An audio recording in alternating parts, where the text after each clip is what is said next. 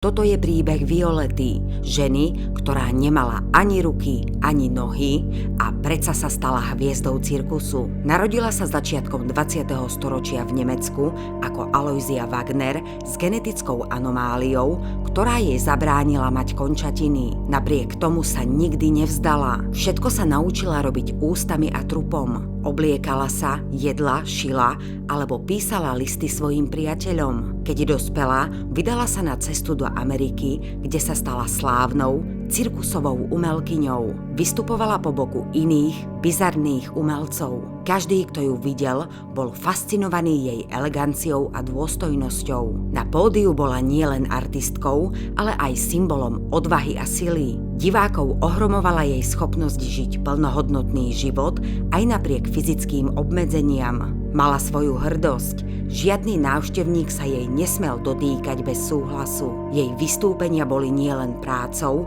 ale aj životným poslaním. Posledné roky jej života zostávajú zahalené tajomstvom, ale Violeta zanechala odkaz. Pokiaľ máš odvahu, nič nie je nemožné. Okrem cirkusového sveta bola známa aj svojou jemnou krásou a tichou charizmou. Jej pohyby pôsobili ako tanec, ktorý dokázal očariť a desiť zároveň. Pre návštevníkov bola viac než len atrakciou. Bola živým dôkazom toho, že hranice tela neznamenajú hranice ducha.